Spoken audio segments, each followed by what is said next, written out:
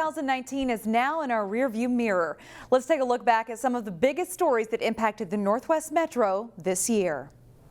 2, 1. People living and driving through Plymouth breathed a sigh of relief and rejoiced when the new Rockford Road Bridge over 494 opened in October. The old bridge from the 1960s was demolished, a whole new interchange, so new bridge, ramps are being redone, some capacity expansion, so dual left turn lanes on the bridge. So really the project is meant to be a safety improvement. That same month, people also rejoiced over the 98,000 square foot new Hy-Vee grocery store that opened in Maple Grove. Always. We've had to travel maybe 10 miles. So it's probably now it's 2 or 3 miles. So it's going to be great. Shoppers also got more access to the shops at Arbor Lakes, which opened a new streetscape in the fall. The changes opened up more parking and will allow the shops to host more events. We're more than just a social club.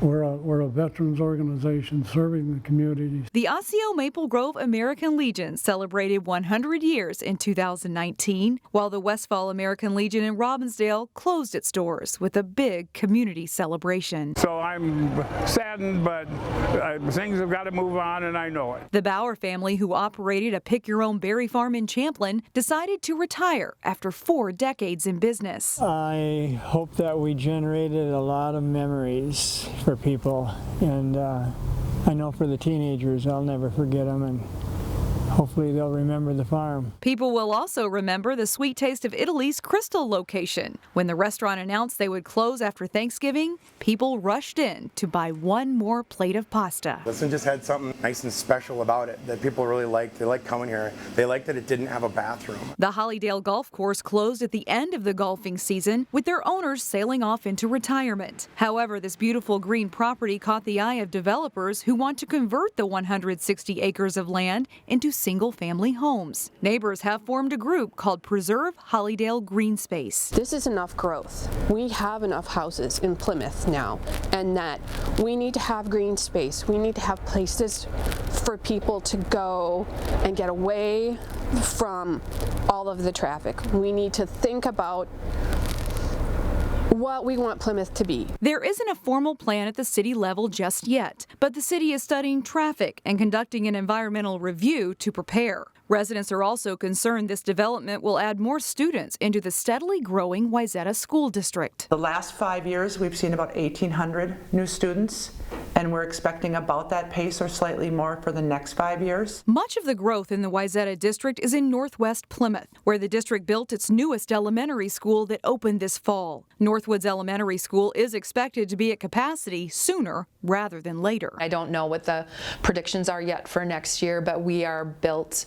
with the intent to grow. Meanwhile, the Osseo School District is under new leadership. The school board hired Corey McIntyre, an associate superintendent from the Anoka-Hennepin School District, after not 1, but 2 searches. I'm coming into a really positive environment, right? So lots to work off and build upon.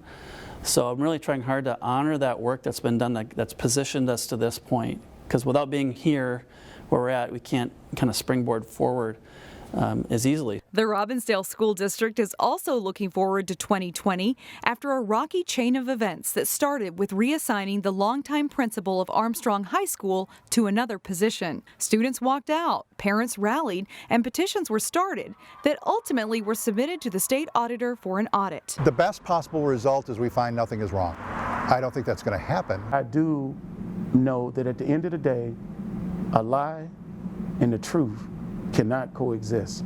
And character, where I come from, wins out. What we're asking the state auditor's office to do is really a forensic audit, dealing with specific areas of the financial management or mismanagement of the district. The state audit will happen, but the scope hasn't yet been determined. This year was also one for the record books in terms of weather. The polar vortex brought record-setting and bone-chilling cold to our region in late January. This is absolutely needed. I mean, you're talking frostbite within 5 minutes. Law enforcement handed out blankets and rescued people from the deadly cold. It was also the wettest year on record for our area. You could see evidence of that in Robbinsdale, where the city rented pumps to keep Crystal Lake from flooding and had to keep renting them until the first freeze. 2019 will certainly be remembered in the Liberian community. A packed crowd in Brooklyn Park watched as Winfred Russell was sworn in as the first Liberian council member of that city. In Brooklyn Center, Mike Elliott took the oath of office as the city's first mayor of Liberian descent. Going forward, it's about me getting out in the community, continuing to talk to people and get people engaged, get people involved in city making.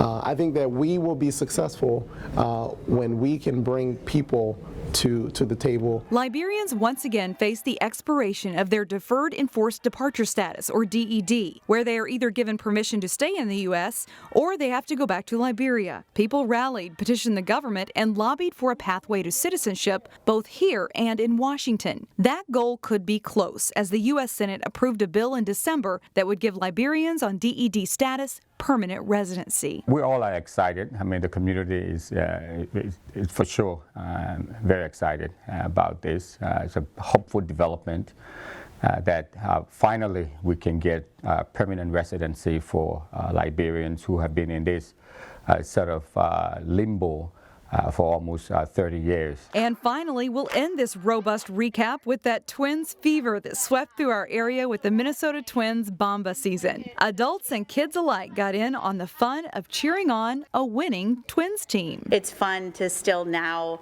be able to share that passion and the joy that I have for baseball and the Minnesota Twins with my fifth graders. And on to 2020.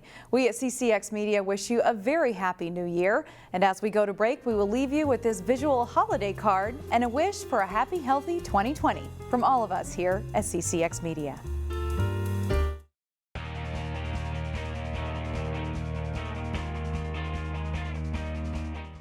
Wayzata assistant boys hockey coach Bill Rooney celebrated a major milestone late last week. Rooney was honored in a pregame ceremony at Plymouth Ice Center prior to coaching his 700th game. Rooney has been a high school hockey coach for more than 2 decades. He was the head coach at Cooper for 18 seasons and has been a Trojans assistant since 2015. We asked Rooney what keeps him coming back year after year.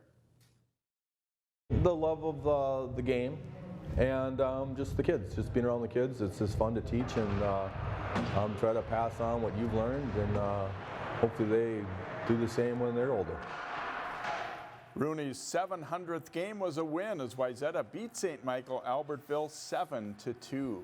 Our CCX Sports game crew gets back into the swing of things with our first telecasts of 2020 later this week. Friday night, it's a good matchup in boys basketball as Champlin Park hosts Hopkins. See the game live on CCX1 and CCXmedia.org at 7 o'clock Friday night. It also replays at 10 p.m. Friday and Saturday at 1 p.m. and 10 p.m. Saturday afternoon, it's girls hockey as Osseo Park Center takes on Armstrong Cooper. See it live at 3 o'clock Saturday afternoon or catch the replay Saturday at 7 p.m. or Sunday at 10 a.m. or 7 p.m. We're to the end of a pretty memorable year in high school sports in the northwest suburbs. Local teams won titles in the winter, spring, and fall seasons, and there were some amazing individual performances.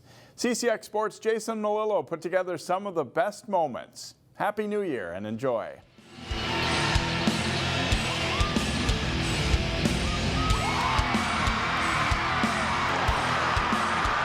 I was like, it's probably going to be a 9-9 or a 10. When I saw like 3 of the scores, I'm like, please be a 10, please be a 10. Otto into the front court. He'll put up an arcing 3 short. Laporia too late. Park Center wins Section 5 4A 57-55 and 3 overtime.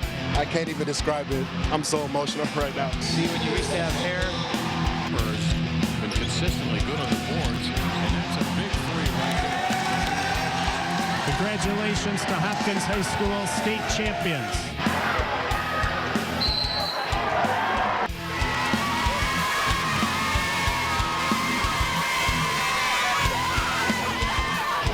Beckers will take it one-on-one. No, she won't. She gives it back to her teammate. It's a behind the championship girls basketball team.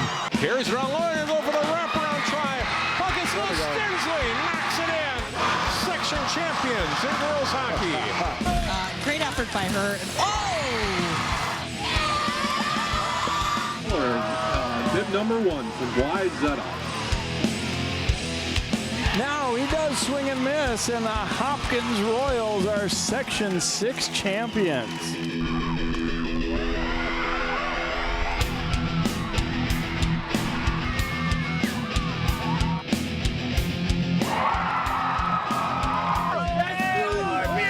Picked up here, and a shot in the goal.